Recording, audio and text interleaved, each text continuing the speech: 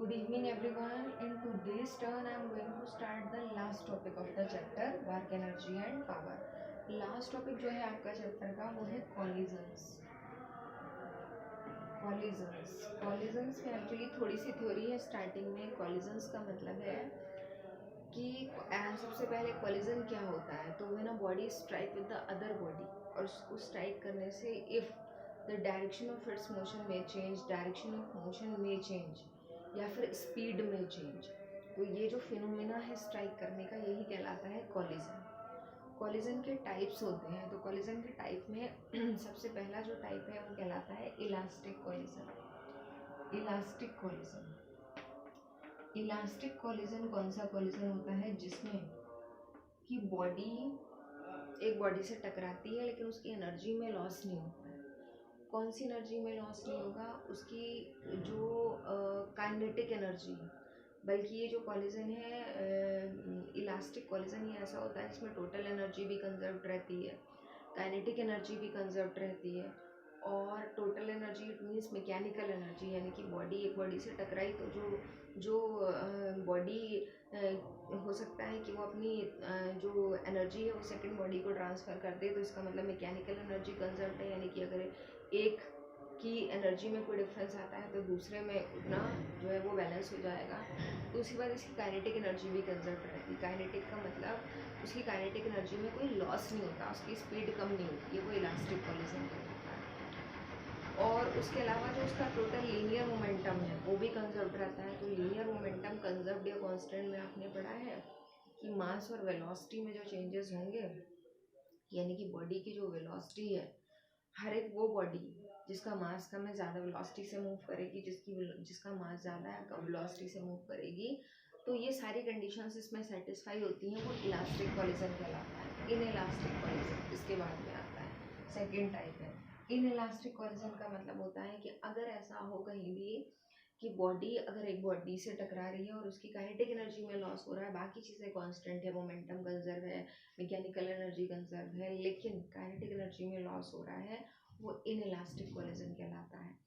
और एक होता है परफेक्टली इलास्टिक. परफेक्टली इलास्टिक एक आइडियल कंडीशन है, प्रैक्टिकली पॉसिबल नहीं है. परफेक्टली इलास्टिक का मतलब कि बॉडीज टकराएं और जो उनके पास इनिशियल क्वांटिटीज थी those are just same when we consider the condition after collision. तो सारी चीज़ें कांस्टेंट है. परफेक्टली इलास्टिक कॉलिजन होता है.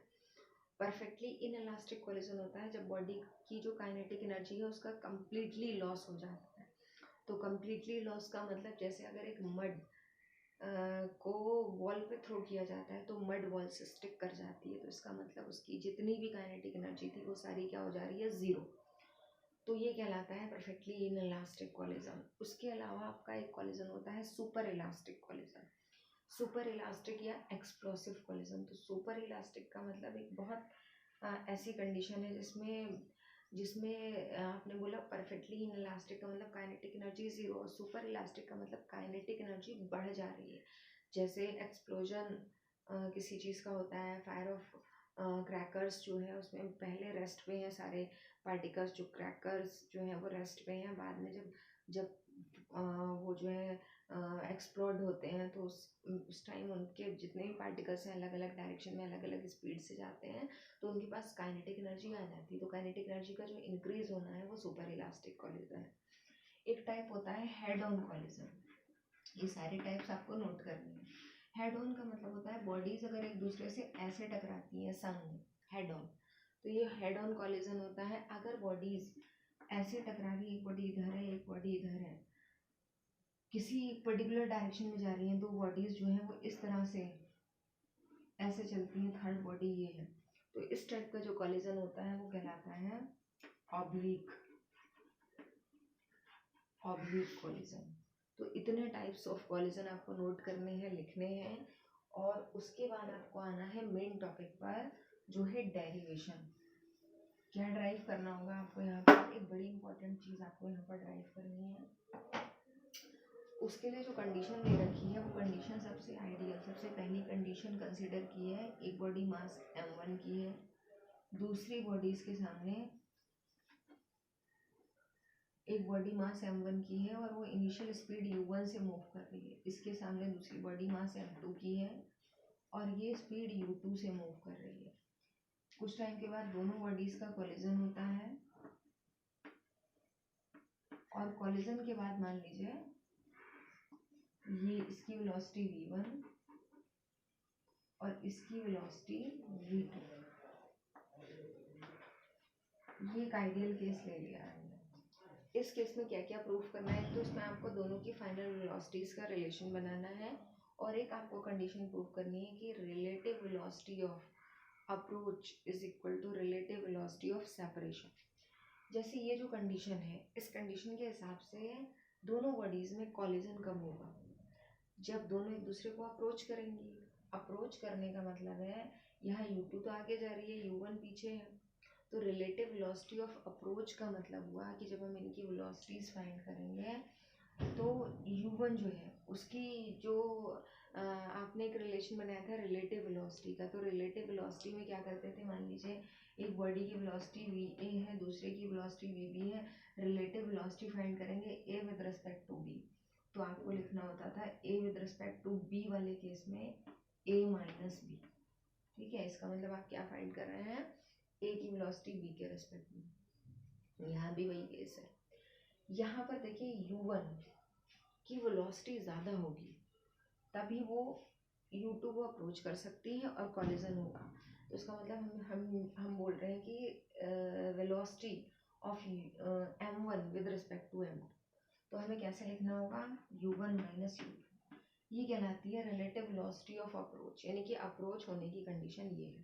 ठीक है, अब लास्ट में ये दोनों बॉडीज जब कॉलिजन परफेक्ट तब माना जाएगा, इलास्टिक तब माना जाएगा, हम ये इलास्टिक कॉलिजन के लिए ड्राइव कर रहे हैं, इलास्टिक तब माना जाएगा जब कॉलिजन के बाद दोनों बॉडीज सेपरेट हो जाती हैं। सेपरेट होने के लिए v2 की वेलोसिटी ज़्यादा होना चाहिए v1 के कंपैरिजन में, तो हम बोलेंगे velocity of this velocity v2 with respect to v1, तो इसको हमें कैसे लिखना पड़ेगा, v2 माइनस v1। तो ये एक रिलेशन आपको ड्राइव करना है और दूसरा रिलेशन आपको v1 और v2 का फॉर्मूला। ओके, तो मेक द डायग्राम फर्स्ट।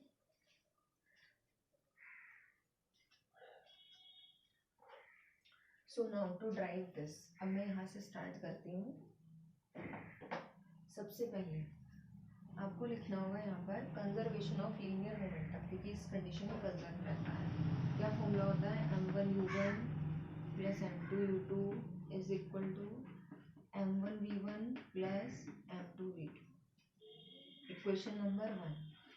फिर आपको यहाँ 1 वाले टर्म से एक्साइड कर लेना है, m1u1 minus m1v1 is equal to m2v2 minus m2u2। यहाँ से आपको क्या करना है, यहाँ से आपको m1 कॉमन ले लेना है, u1 minus v1 is equal to m2v2 minus u2, equation number 2। फिर आपको लिखना है कंजर्वेशन ऑफ काइनेटिक एनर्जी, तो before collision half m1u1 square plus half m2u2 square is equal to after collision half m1v1 square plus half m2v2 square, half सभी से cancel और यहाँ भी आपको 1 वाले टर्म से एक्साइड करने हैं, तो इस फॉर्म में आ जाएगा m2v2 square minus m2u2 square. यहाँ पर अगर आप m1 कॉमन लेते हैं तो it becomes u1 square minus v1 square, m2 common v2 square minus u2 square. यहाँ identity a square minus b square apply हो जाएगी, तो u1 प्लस v1 और u1 माइनस v1, यहाँ पर भी ऐसे ही होगा v2 plus u2 and v2 minus u2, equation number 2। फिर आपको डिवाइड करना है फर्स्ट और सेकंड को, तो सेकंड अपॉन फर्स्ट करते हैं, ओ सॉरी सेकंड तो ऑलरेडी है, ये थर्ड और सेकंड को डिवाइड करना है, तो थर्ड अपॉन सेकंड करते हैं। ठीक है, तो m1 कैंसिल हो जाएगा, u1 माइनस v1 भी कैंसिल हो जाएगा, क्या बचेगा u1 प्लस v1, और इस साइड में क्या बचेगा v2 प्लस u2। अब आप इसको इस फॉर्म में ले आए जो प्रूफ करना है, तो उस कंडीशन में आप लिख सकते हैं u1 minus u2 is equal to v2 minus v1। तो वही कंडीशन आ गई जो मैंने अभी बोला था कि रिलेटिव वेलोसिटी ऑफ अप्रोच ये है और रिलेटिव वेलोसिटी ऑफ सेपरेशन ये है, और इनकी फाइनल वेलोसिटी के लिए रिलेशन हम नेक्स्ट रन में ड्राइव करेंगे। ओके,